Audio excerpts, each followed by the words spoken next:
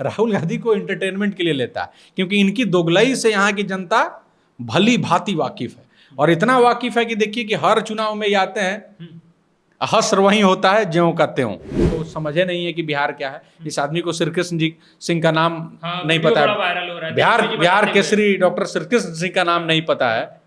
समझिए, इस आधुनिक बिहार के निर्माण करता है वो, उनका नाम नहीं बोलने आ रहा है। श्री बाबू बोल रहे थे। मतलब उनको तेजस्वी जी को बताना पड़ा। जिस आदमी को बिहार का चौहद्दी नहीं पता होगा वो बिहार क्या जानेगा। नीतीश कुमार आर्किटेक्ट है, इस नए बिहार का आर्किटेक्ट है, उसमें कोई दो राय नहीं है। दिक्कत यह है कि हर आदमी का एक कैपेबिलिटी होता है, समझ रहे हैं आप। नीतीश कुमार होते थोड़े आप कुछो करिया लीजिए, आज उसको पता है कि हमारे लिए भला नीतीश कुमार करेगा, कर रहा है नीतीश कुमार। भाई मनीषा का नाच देखिए, बाप रे इतना भीड़ लगा। बिहार है ना, बिहार कोई एंटरटेनमेंट के नाम पर कुछ भी चलेगा।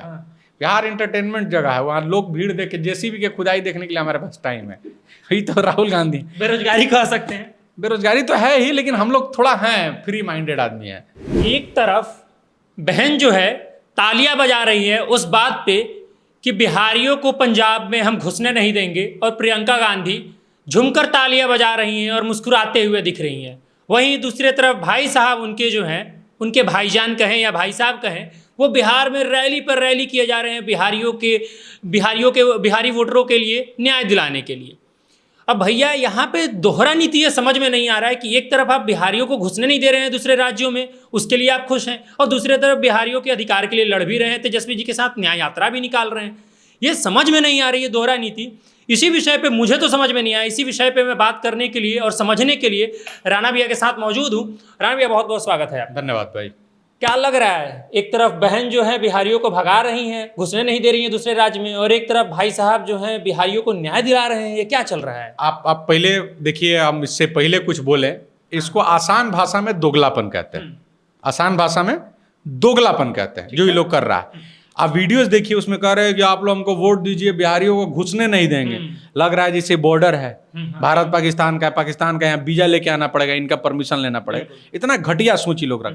खैर, बिहार का जनता भी लोग को जोकर से ज्यादा कुछ नहीं समझता है। राहुल गांधी को एंटरटेनमेंट के लिए लेता है, क्योंकि इनकी दोगलई से यहाँ की जनता भली भांति वाकिफ है। और इतना वाकिफ है कि देखिए कि हर चुनाव में ये आते हैं, हश्र वहीं होता है ज्यों का त्यों।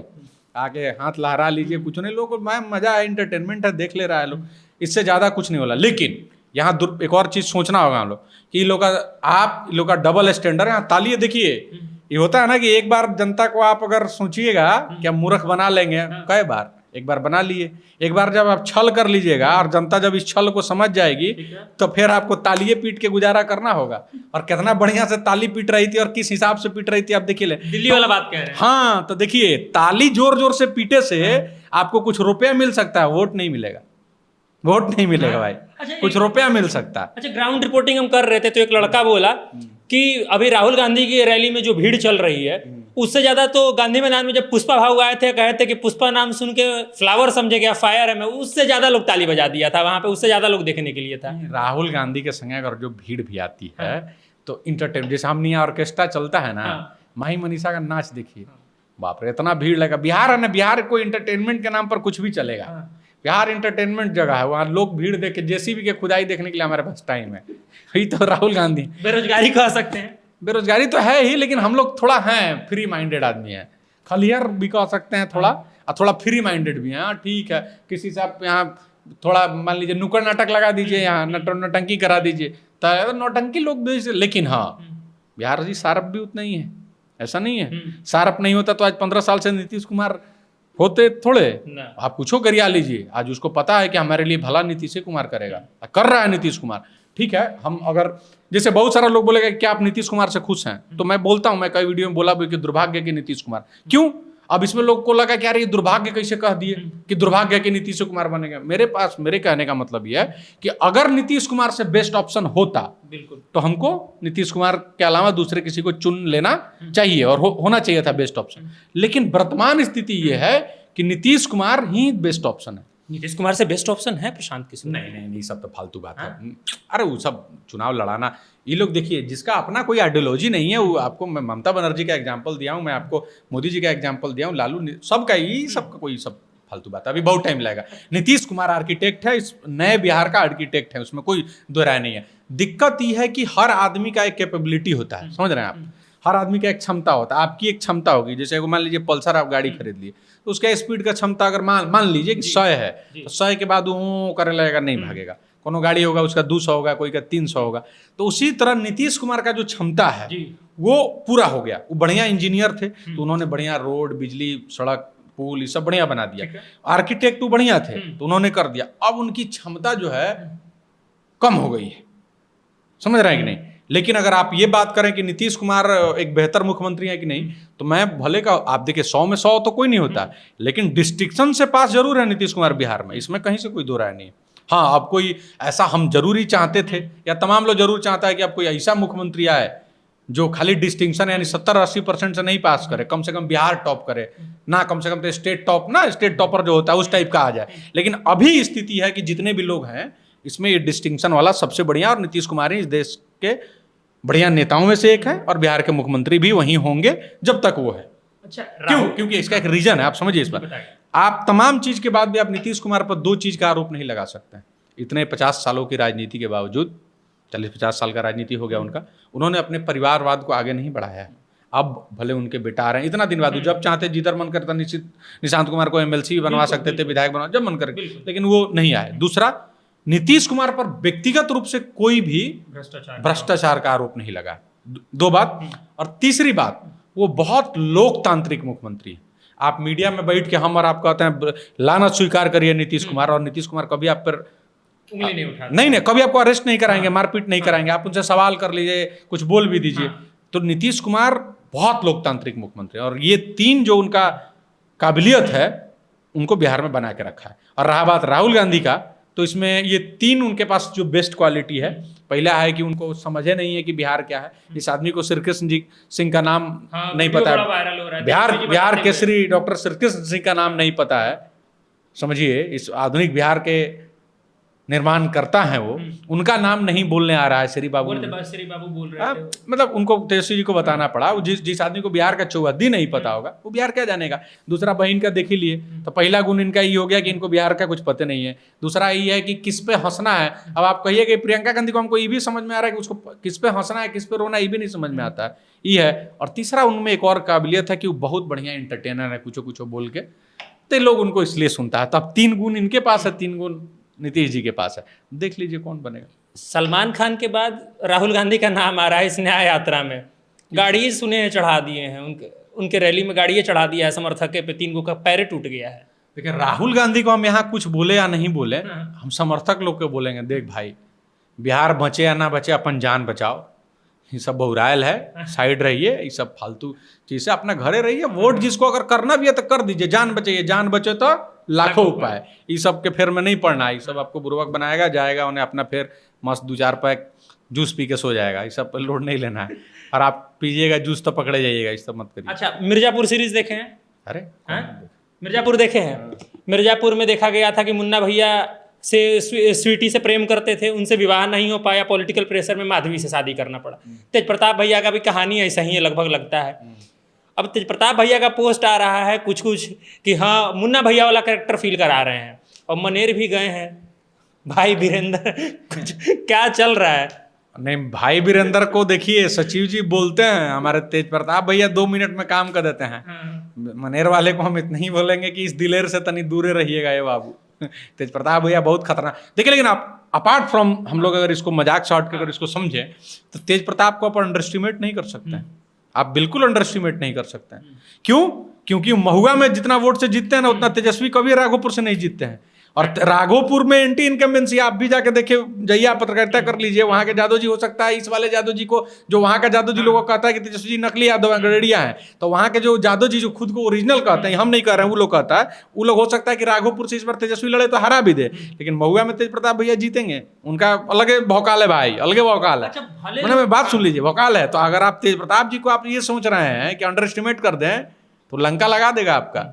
और इसलिए खुद को कृष्ण भी कहते हैं, तो ठीक है कृष्ण नहीं है, लेकिन अगर कृष्ण का गुणे मान लिया जाए या कैरेक्टर ही मान लिया जाए, तो देख लीजिए कृष्ण इस बार जिधर मूड में है भाई, कर्ण की तरफ चला जाएगा, आपका अर्जुन मारा जाएगा। अर्जुन तेजस्वी जी हैं, तो इनको ये लोग मना ले, और नहीं मना ले तो लंका तो लगना तय है। अच्छा, कोई कितना हो आरजेडी से नफरत कर ले, ठीक है, भले लाखों लोग करता है, आरजेडी से नफरत नहीं चाहता है कि उसकी सरकार आए, पर जहाँ तेज प्रताप भैया की बात आती है लोग कहता है कि इनको यार दे दो, एक सीट दे दो तेज प्रताप भैया को। और दिल का साफ आदमी है, हाँ? केहू से पूछ लीजिए, दिल का साफ आदमी है।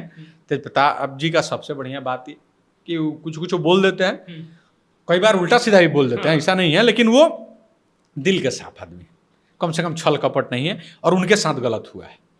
अगर अगर अगर इस आधार पर कि कोई की प्रेमिका है और इस आधार पर अगर पार्टी से किसी को निकाला जा रहा है तो फिर तो बहुत लोग को निकाला जाना चाहिए।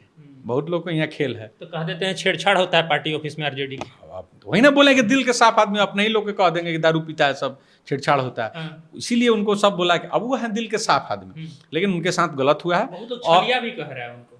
अब कृष्ण का रोल है, वो तो जो छल करेगा उसके साथ वो छल करेंगे, आज नहीं तो कल करेंगे, और अभी तो जिस मूड में है वो आज ही करेंगे। मैं ये कह रहा हूं कि अगर तेज प्रताप को ये लोग नहीं रोका, तेज प्रताप जी को ये लोग नहीं रोका, तो कम से कम ये लोग 15-20 सीट का नुकसान झेलेगा।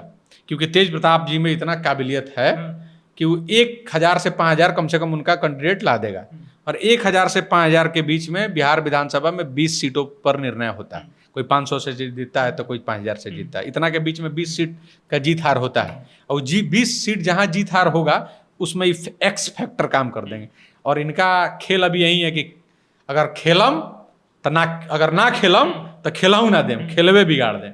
तो अगर वो मूड में है कि अगर हम नहीं खेले तो खेलने भी नहीं देंगे, खेलवे बिगाड़ दें, तो मुझे लगता है कि ये लोग को ध्यान रखना चाहिए ना, तो खेल बिगाड़ देंगे। अच्छा, पवन सिंह का भी नाम आ रहा है चुनाव का। जब से सरगर्मी तेज हुआ है, पवन सिंह का आरके सिंह के साथ फोटो आता है, उसके बाद राजनीतिक सियासत जो है तेज हो गई है कि जो आरके सिंह आज से 1 साल पहले लोकसभा चुनाव तक पवन सिंह को भला बुरा बोल रहे थे, आज उन्हीं के साथ वो दिखाई दे रहे हैं। तो क्या कह सकते हैं कि राजनीति में पवन सिंह का अगला कदम है, बीजेपी ज्वाइन कर सकते हैं, फिर चुनाव में आ सकते हैं? चुनाव में तो आएंगे ही, कंफर्म है। बीजेपी ज्वाइन करेंगे ही नहीं, बीजेपी। अब मैं आपको यहाँ 2 बात बोलूंगा। पहला, आरके सिंह उम्र में सीनियर हैं, गार्जियन है उनके, तो कोई बड़ा बुजुर्ग अगर कुछ बोलता भी है तो उसको बहुत ज़्यादा हम लोग के भी गार्जियन बोलते हैं, पहला बात। और दूसरा, एक और बात इसमें जोड़ेंगे कि राजनीति में कोई किसी का ना परमानेंट मित्र होता है और ना ही परमानेंट दुश्मन होता है।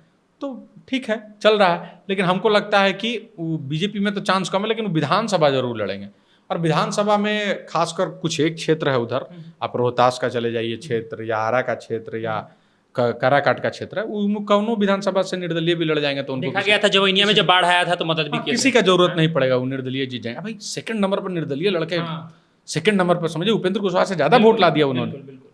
लोग समझ रहा था कि उपेंद्र कुशवाहा को खाली हराने में वोट कटवा के रोल में आएंगे, लेकिन यहाँ उपेंद्र कुशवाहा लीड कहिए ही, और मतलब 2 नंबर पे रह गए, 3 नंबर पे उपेंद्र कुशवाहा है। तो बड़ा फैक्टर है पवन सिंह। और पवन सिंह को बीजेपी अगर टिकट देती है तो एक सीट, जैसे अनंत सिंह का सीट कंफर्म है जदयू की तरफ से कि वो जितना ही जितना है, वहीं पवन सिंह का सीट कंफर्म रहेगा अगर बीजेपी उनको टिकट दे। आखिरी सवाल, स्वेच्छा के अनुसार आप जवाब दे सकते हैं, ना चाहें तो ना भी दे सकते हैं। हम ना वाला जाते बातें। आपके एक बहुत प्रिय अजीज मित्र हुआ करते थे जो अब साथ दिखाई नहीं देते हैं आपके।